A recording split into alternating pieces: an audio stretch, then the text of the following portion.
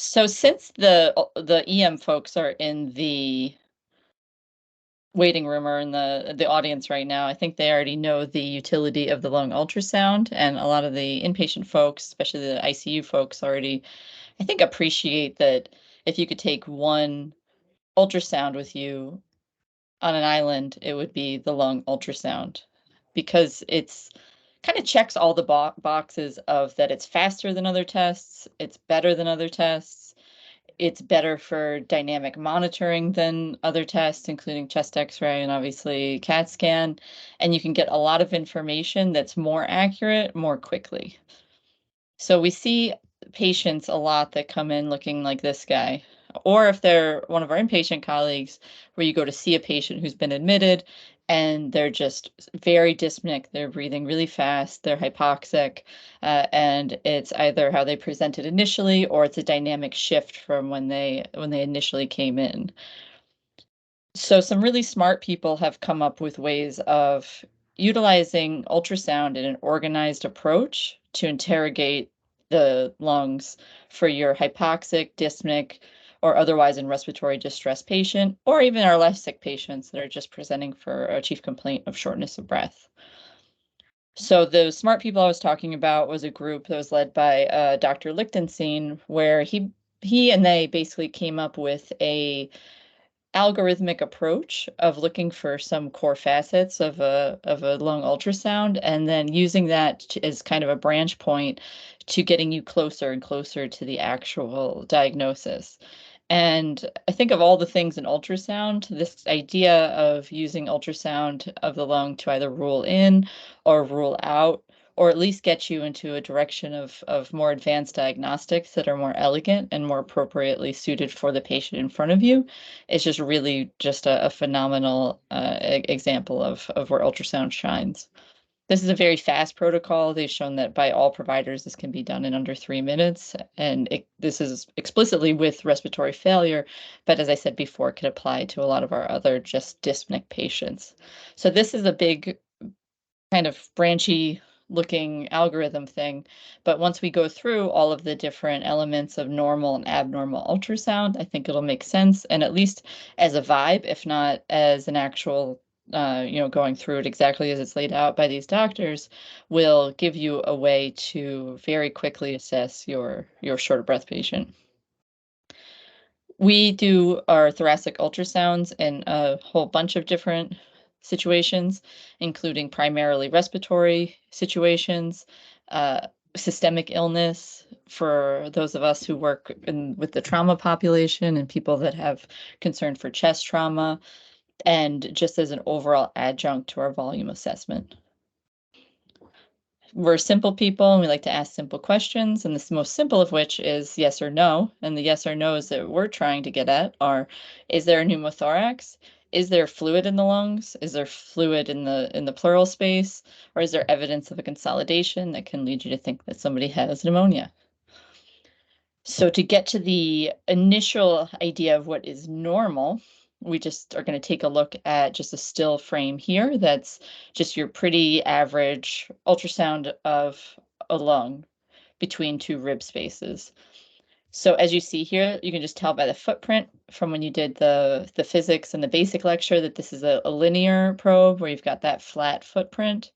And then you have on the sides, you have, let me see, I can use a laser pointer here. You have the rib, you have another rib. Up here, you have all of that soft tissue. And then right here, you have the pleural line, which is the interface that you're seeing between the visceral and the parietal pleura. I can't see the pointer. I don't know if that's the me issue. I don't know. Melissa, can you see it? I see the little red dot. You don't see that, Laura?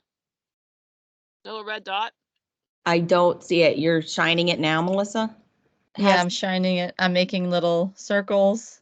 No. I'm doing a figure 8. Let me turn it off and back on again. I don't want to figure 8. Shh.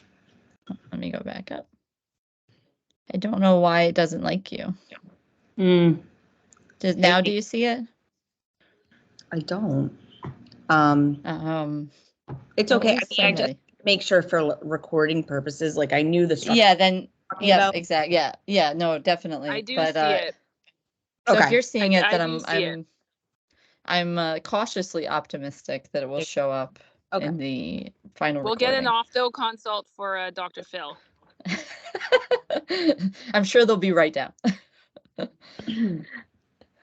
So when I was pointing out the structures here, the ribs, the pleura, the soft tissue, you see these lines here. These lines are a big callback to the physics lecture where they're referred to as A lines, and they're essentially a reverberation artifact where they're horizontal lines that are very close to each other in parallel.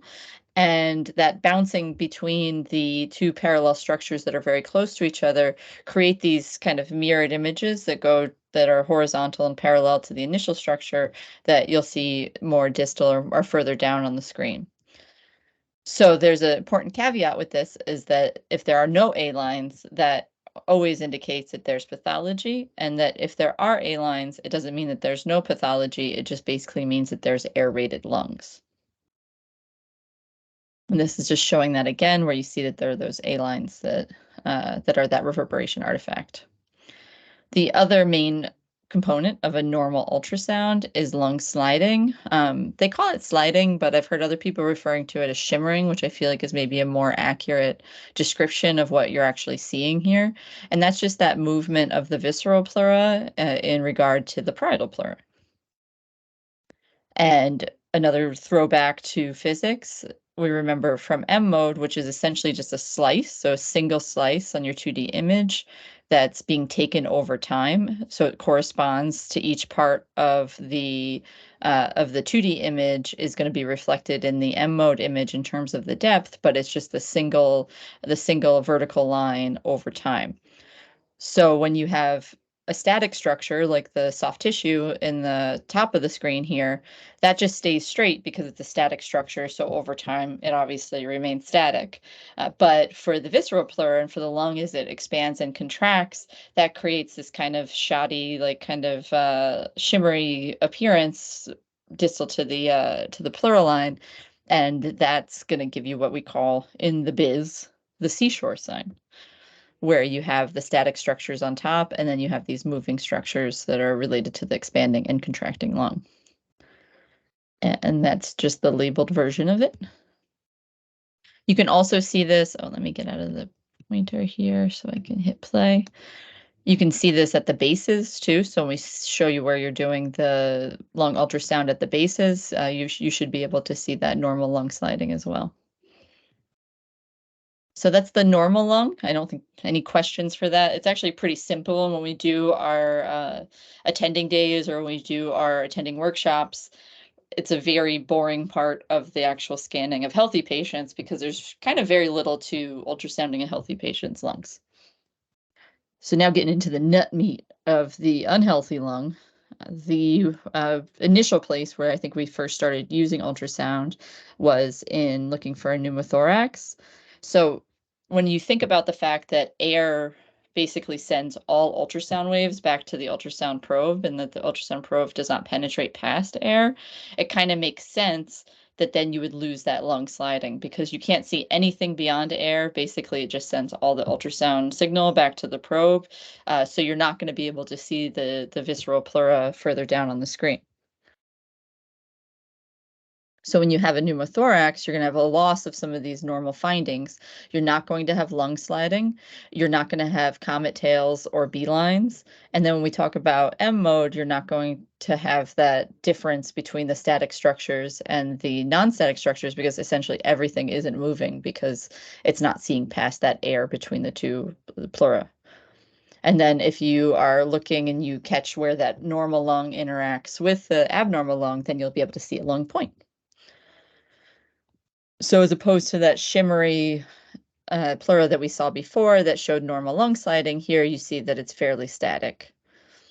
There is one thing that you might be seeing with a little bit of movement there, and that can be a pitfall when you're looking for a pneumothorax, is that with each heartbeat and with some movements, it might look like there's movement happening within the pleura, even though there is not.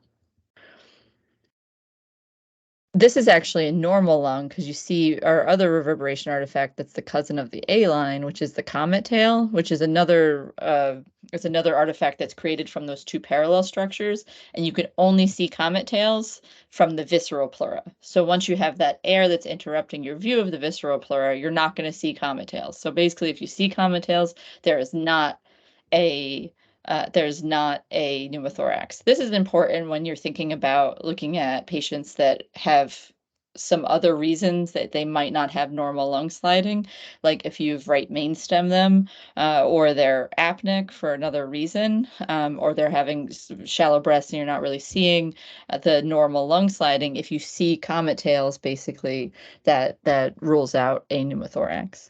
The same thing is with B lines, because that's yet another artifact that requires that visceral pleura to be visualized, which you cannot see if there's air in betwixt. In our dynamic imaging, in our M mode imaging, it's just created an entirety of static structures, so that's why you see the barcode. And then here, you see that there's normal, let me get you see there's normal lung sliding, where there's that shimmering surface there. And then over yonder, where that helpful arrow is pointing to, there's an area of lung that the pleura is not sliding. And it's really interesting if you compare it to a CT scan, that's precisely the place where there's the normal interface versus the abnormal air-filled pleural space. For this, I mean, a lot of times you will still be using a curvilinear probe, but when you really want to interrogate the pleura for any reason, like in a much finer detail, the top reason would be for a pneumothorax, then the linear probe is actually a better choice. And you're going to be pointing your probe marker, cephalad, so that you're able to then see. As you can imagine, there'd be a rib here and a rib here, and then that corresponds with what you're seeing on the screen. It's just a reminder that the probe marker is always going to be, and at least in emergency medicine, is going to be to the left of the screen. So just to kind of help orient you. And then you're going to essentially just kind of go up and down each of these spaces in an organized kind of lawnmower fashion to be able to see if there are any areas of abnormal lung sliding. A caveat when you kind of think about the mechanics of a pneumothorax is, when we do these for our patients with x-ray, a lot of times they'll say, can you please get us an upright chest? And you'll have the patient sitting up. You'll be looking at the apices to see if there's any, area where you're seeing collapsed lung. With the ultrasound, when somebody's supine, that air will actually track to the highest level, just as it does when somebody's sitting up. So if they're laying flat, then the air can accumulate in the more interior part of the chest wall, which kind of corresponds to 8, 9, 11, and 12. And this is really if you're just trying to find a pneumothorax as part of your workup for a patient. I would say that if you have a crashing patient, what do you expect? Like if you have a patient who comes in as a trauma, then 80% of the pneumothoraces in a supine patient would be identified in these inferior fields. But if you have somebody who's crashing, they're hypoxic, they're hypotensive, they're having some kind of tamponade physiology or some kind of tension pneumothorax physiology, then you should be able to pretty much see it in most lung fields. Some of the other general teaching is that if you see it just anteriorly, it's a small pneumothorax. If you see it laterally, a moderate, and if you're seeing it when you're looking in the posterior lung fields, that corresponds with basically a total lung collapse. Unfortunately, there are some fairly common fake outs, so just being mindful, because it's always very awkward if you put a chest tube into a patient who doesn't have a pneumothorax. One of the ones that I've seen, and thankfully haven't yet, knock on wood, put a tube into, is when somebody has very severe COPD, especially when it has concurrent blebs, that those can also mimic a pneumothorax. It makes sense to anything, if you think about anything that is a disease of the pleura, that can cause there to be a static pleura, then that would look for all intents and purposes much like a pneumothorax, except for some of those other things that we talked about if you're able to see comet tails or beelines. But in terms of just normal lung sliding in a patient that's apneic, if they have big blebs, if they have had prior pleurodesis from a previous pneumothorax, and then obviously if you think about fibrotic lung disease, it's kind of like nature's pleurodesis for a lot of these patients. This here is another common pitfall where you see that there's this area of normal lung sliding and there's what appears possibly to look like an abnormal area here, but you see that it's like not totally contiguous with the pleural line. This will be if you're in a normal patient that doesn't have dextrocardia, if you're kind of if you're sitting kind of immediately above the heart. Sometimes you'll see the heart come into view, and that's called a heart point. And that's just like kind of looks like it could be maybe a lung point. But again, most of us have the general anatomy skills that we can be like, oh, I'm right over the heart.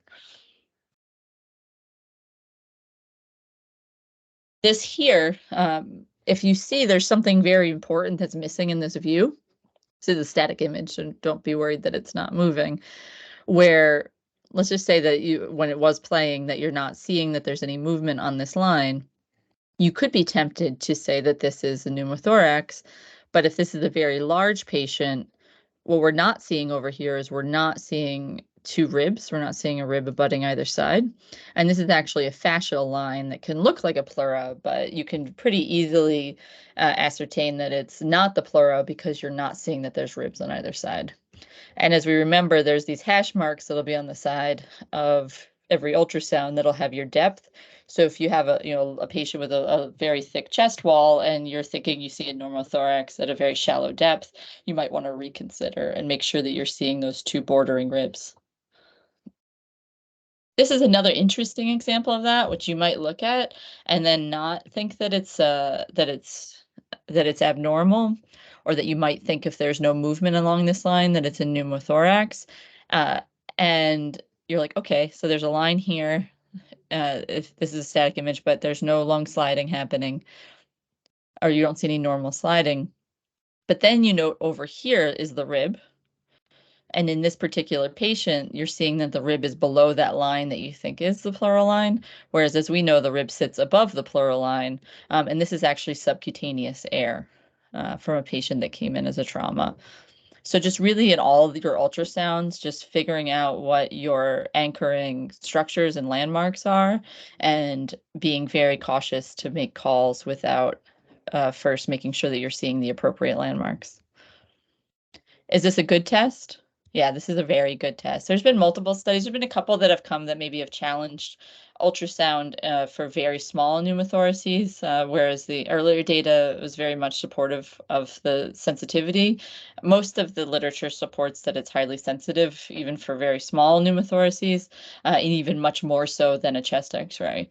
However, the one thing I think we agree on is that the chest X-ray is not very sensitive. I think we've all had patients in the trauma bay who have gone to CT scan and ended up having a pneumothorax. The issue of whether or not that is relevant, I think, is variable, because when you think about you're putting some of these patients on positive pressure, or they're already very frail, that having knowledge that there's this potentially physiologically disturbing thing early on in their care can be helpful as you're making your determination for further management and the order of your management. So pneumothorax, I think that was all pretty easy. I think I'll just go back and we'll just look at one just real quick, just to see here where you have no lung sliding, and here there's just no movement. So lack of lung sliding, lack of comet tails, lack of those other normal artifacts, and if you see a lung point. So if we're good with that, then we'll move on to probably the bread and butter of thoracic ultrasound. Melissa, do you have a question? Sorry. No, I just unmuted. I just switched to my computer. Sorry.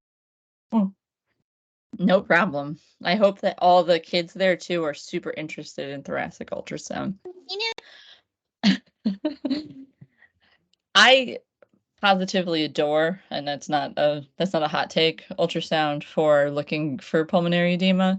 To me, it solves in more cases than I could count on any number of fingers or toes, the helping me determine between the COPD versus CHF patient of what the flavor of the driving force of that day's tragedy for them is. This is where a lot of the pre-hospital ultrasound research is in, because how many patients have we all received in the emergency department where they've gotten flogged with like beta agonism, like for a COPD patient, they've gotten a ton of nebs, they've gotten steroids, their blood pressure's through the roof. And then once we have our more advanced imaging modalities, or once we kind of get to lay our hands on them, we realize that they're really just totally full of fluid, that they're a SCAPE patient, or they're just in decompensated systolic heart failure. So giving them the correct medication, I think, in the most timely manner, this is a place where ultrasound can answer that question much faster than chest X-ray. And I think I hope to show you in a way that's much more accurate than chest X-ray. So the B lines from when we did the physics lecture, they're another one of the artifacts that you see that's basically just caused from like the fluid filling in the tetrahedron structures of the alveoli, and it causes this vertical line that's basically going to extend from the pleural line. And if you had a screen that was 1,000 feet tall, that artifact would go on to the very bottom, as opposed to a comet tail, which will stop much closer to the pleura. So when we talk about these vertical lines, they obliterate the A lines, and you'll see too that they move with respiration as that visceral pleura moves against the parietal pleura. And this is just basically it's seeing the fluid or the debris that's within the air bubbles, and then that ultrasound wave is being reflected infinitely. There's reasons that somebody can have 1 or 2 B lines just because of the way that ultrasound will see like fluid, within the spaces where there can be fluid in a normally healthy patient. But if you have 3 or more B lines, that's the consensus is that that's consistent with a lung pathology. Where I trained, you couldn't call it pulmonary edema on ultrasound. You had to call it interstitial alveolar edema, which sounds maybe a little bit much, but when you think about the different things that can cause there to be fluid and debris in the lung, it's not just going to be cardiogenic. You can use a linear probe for this, but we tend to prefer the curvilinear probe because you actually get to see a lot. You get a lot of depth with it, and you can interrogate more than one rib space. And just when you're doing this, when you think about the pathophysiology of anything that can put fluid in the lungs, whether it's interstitial alveolar edema, whether it's pulmonary edema, I should say, or if it's debris from a pneumonia, ARDS, there are certain facets of the pathophysiology, which would mean that you might not see these findings in a single part of the lung. So depending on your level of suspicion, to do as much of a thorough exam as you can. When you think about cardiogenic pulmonary edema, you look at an X-ray, there's going to be cephalization. So you might not see B lines in the apex of the heart of the apex of the lungs of somebody who isn't as far along as somebody who's really filled up with fluid all the way up to their apices. And this is a situation also just where you can really easily see where it's not time consuming to be thorough. So you can just kind of do, again, you'll hear in a lot of our ultrasound techniques, kind of a lawnmower approach. And they're pretty. So you see here, you've got your rib, you've got your pleural line. You see that this was actually done with a linear probe. And then you see there's just like all of these lines that kind of move with the respirations and go all the way to the far field of your screen.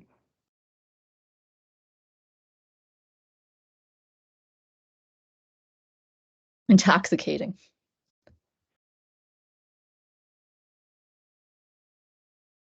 And once you start to get a lot of them, you can refer to them as like a confluence of beelines.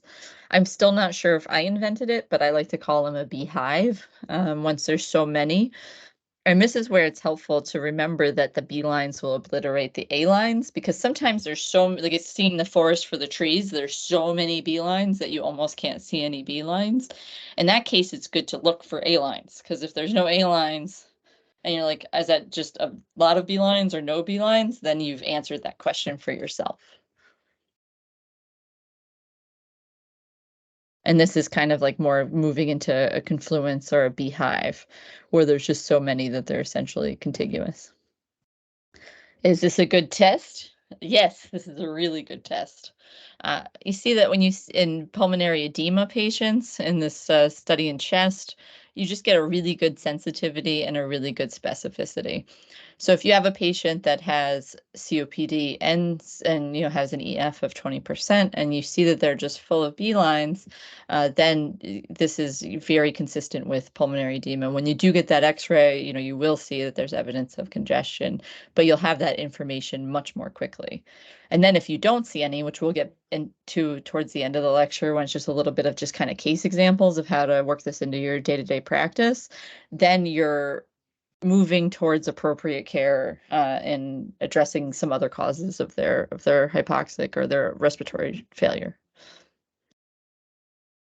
So B lines kind of can be either focal or diffuse, because again, it's not just that there's pulmonary edema, that there's not cardiogenic pulmonary edema. So a really good way to differentiate them is kind of putting them into two baskets of, are they focal, like whether in one hemithorax, or they're in one part of the lung, or are they diffuse, where you're finding them in regions on both sides, and you're finding them in multiple regions. Within this, all of these things can cause B lines, and we'll go through a little bit which ones are going to be more localized and which ones are going to be more diffuse. But I don't really feel the need to get that deep into the weeds on that, because it's all just the actual pathophys of what's going on. Like cardiogenic pulmonary edema is not a sick lung, right? It's a sick heart. So that backfill into the lungs is going to be much more homogeneous than, say, ARDS, where it's a sick lung. Pneumonia is a sick lung, and interstitial lung disease is a sick lung, but it's like a diffusely sick lung. So you should be having findings throughout both of your hemithoraces. Atelectasis, may be more local, a contusion, an infarct from a pulmonary embolism, anything else that causes pulmonary edema, like HAPE or acute chest. And then, when somebody's had some kind of like just congestive heart failure picture from a multitude of other precipitating events. So just to like keep in the back of your mind that all that, the bar did say, all that has B lines is not CHF. So just in a really broad sense, which I think like doesn't need to be memorized, because it's just how you think about where the problem lies, whether it's in the lung or it's in the heart. If it's systemic versus otherwise. So for diffuse, you're going to be thinking it's cardiogenic. Is it ARDS?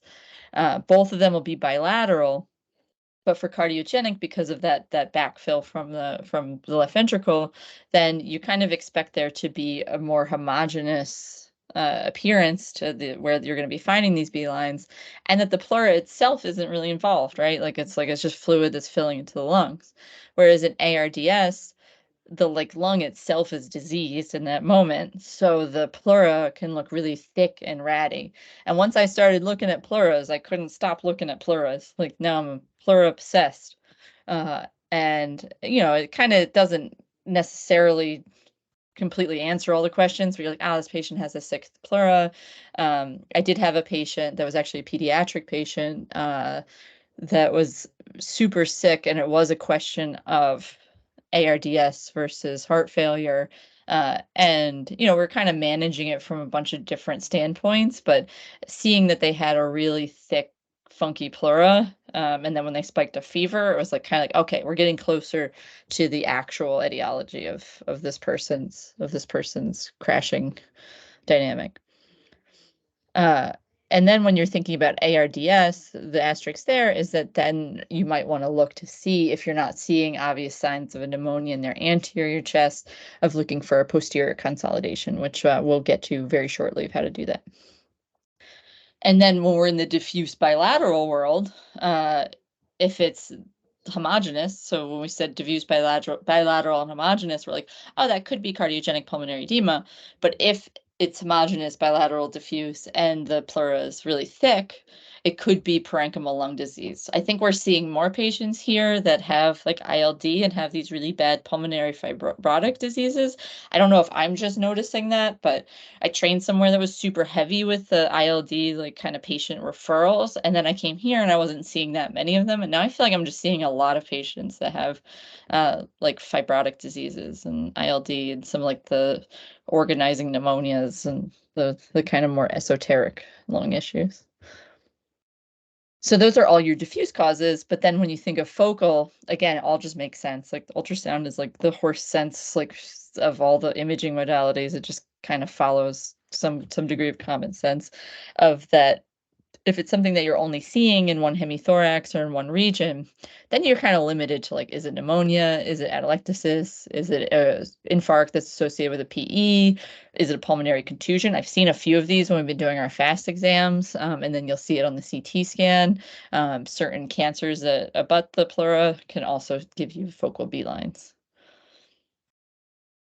So here, like if you only saw this and the patient came in and was really dyspneic, they might be like they might be febrile or they might not be if they're elderly or somewhat other immunocompromised disorder.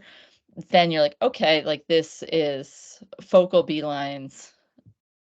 This is more concerning for pneumonia.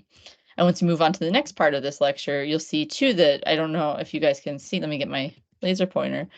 When we're looking at this pleura here, that pleura is not a clean pleura, right? It looks gross.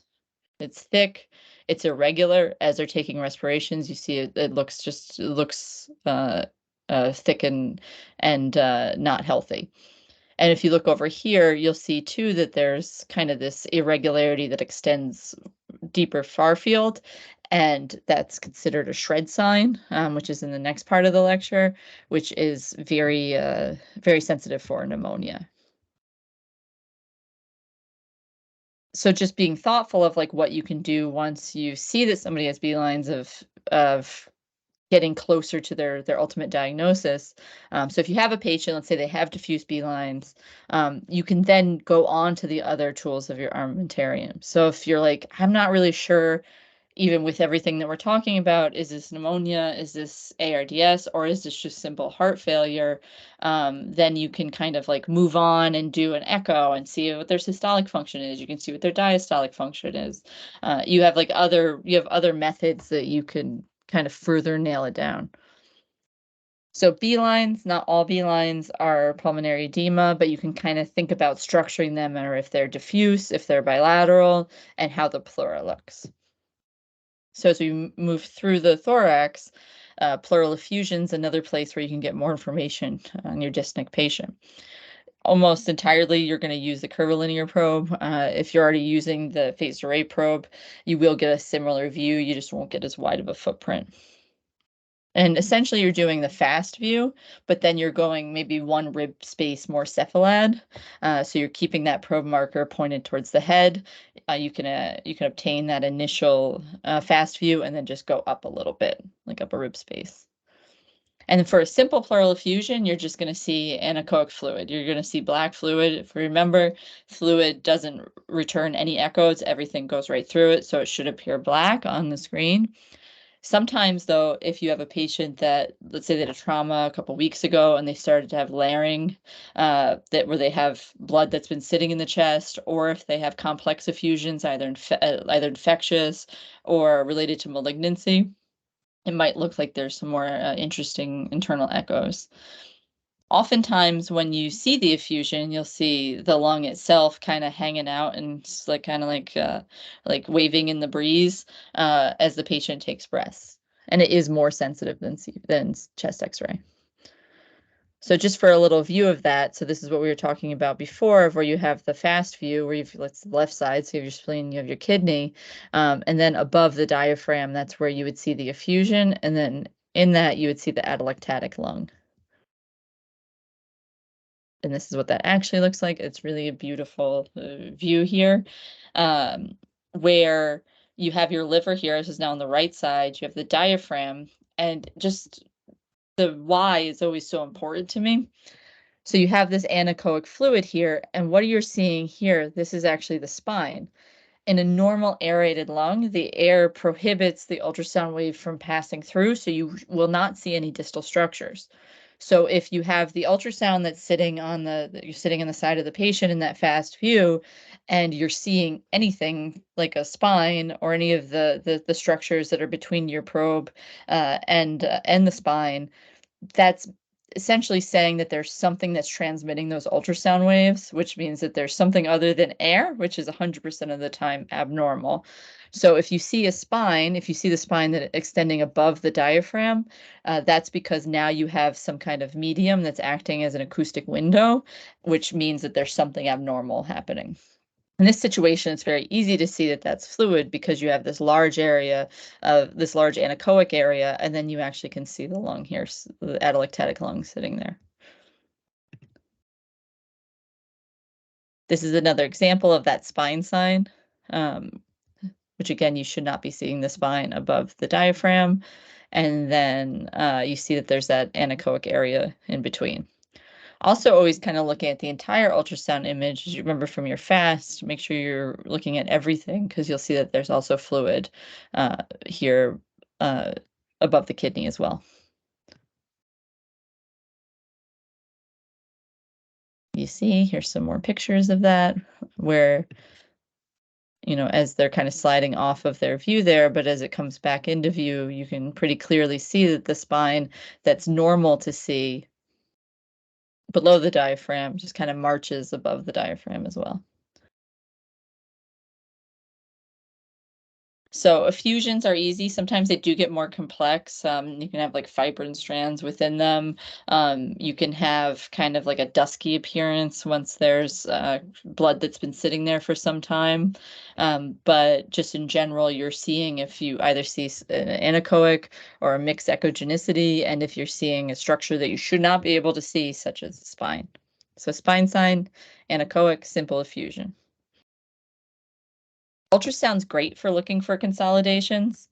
Like weirdly, like good. I like it for like my pediatric patients where you don't need to do any imaging. Like that's not necessary. You pretty much clinically evaluate whether or not they have evidence of a viral illness. Obviously, if they're septic, that's a whole different like can of worms. Or if they have signs and symptoms that are consistent with a bacterial pneumonia. But this kind of gives you a little bit more information and gives the parent more information, and it offers you some time to be bedside in a safe exam that gives you more time to spend with the patient and can give the parent a little bit more peace of mind. And I did find a subpleural consolidation on a kid maybe like 3 or 4 weeks ago. And you don't need to do an X-ray. I can sell you on that too. For most patients, it's again going to be your curvilinear probe is going to be your buddy. Same thing, be organized. So what'll happen is as the lung, so aerated lung doesn't show anything because the ultrasound doesn't penetrate the air. But as debris and material starts to fill the alveoli, then you're going to start to get this like more mixed echogenicity, and it's going to become more hypoechoic as it takes on more of like a organ-like appearance. And we've all heard of hepatization of the lung, and that's kind of like the natural order of sick lung. As the lung is filling with material, that then it starts to look like a liver. And this is just a representation of just kind of seeing that as things are starting to like fill, then it's going to be reflecting those ultrasound beams back in a mixed way, because it's just going to be like the different densities of the material within the alveoli, and it can start to take on this appearance where you're like, that looks like so much more like an organ than a lung, or like a solid organ than a lung. So if you're looking at this, you'll see that there's these like kind of bright lines at the pleural line here.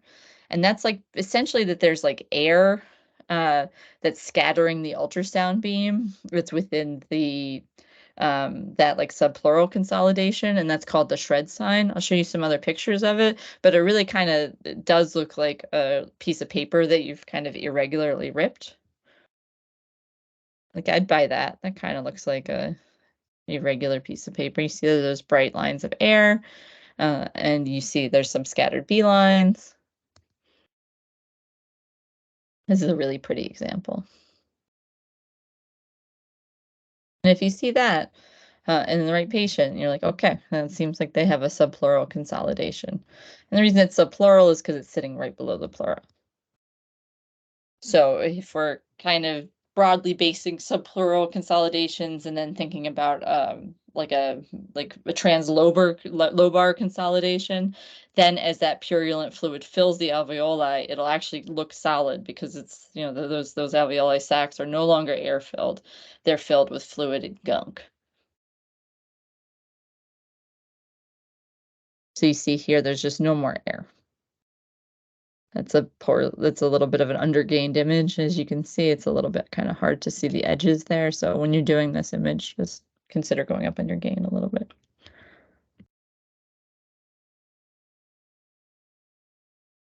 And you can see here, let me get where you've got the pleural line, you've got the liver, and then you just see that it looks it looks like another solid organ. It looks very like hypoechoic and looks more like the liver than anything else. And here you see that as well. Like it almost looks like it's the same above it as below it.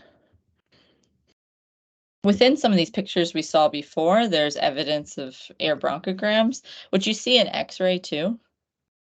So in this image, you see there's these little white lines, and those are air bronchograms, which, like I said, you see those on X-ray, and they're basically just like air-filled bronchi that are more visible because of the opacification of the surrounding alveoli. So you have some air-filled bronchi, and then like the alveoli themselves are looking more gray because of the opacification from all of the debris that's filling them.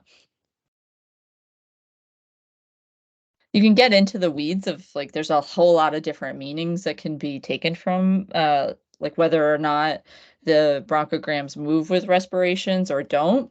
So for some of our patients or some of our providers who are providing care more long term, let's say in the unit, that if you think about where the obstruction would be, kind of like makes sense too of whether or not the air in the bronchi will be moving.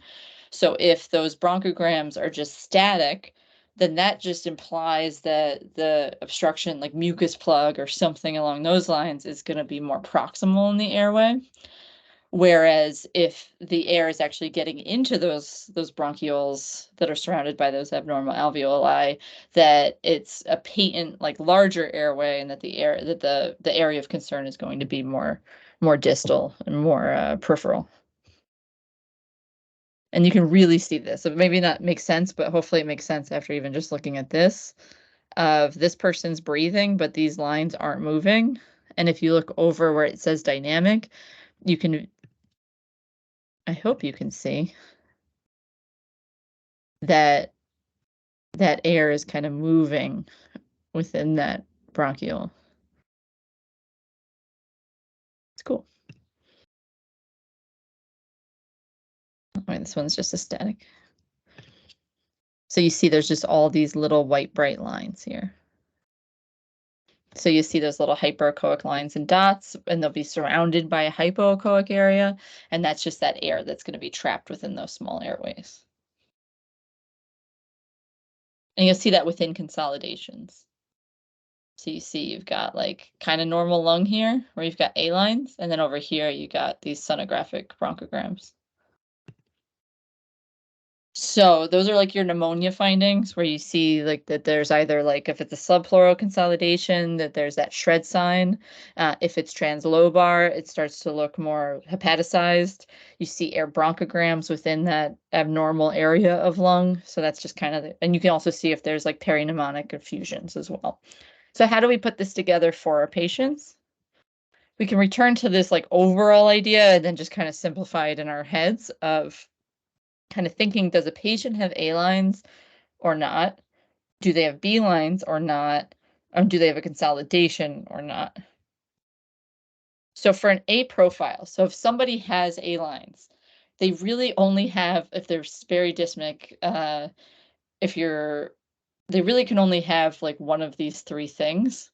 You could include some like more out there, like, systemic things. You could get into like anemia and ACS, but just in terms of like your respiratory distress patient, acute respiratory distress patient, that if they have A lines, you're really narrowing it to obstructive lung disease, a PE, or a posterior pneumonia, because initially you're almost always looking at the anterior part of the chest.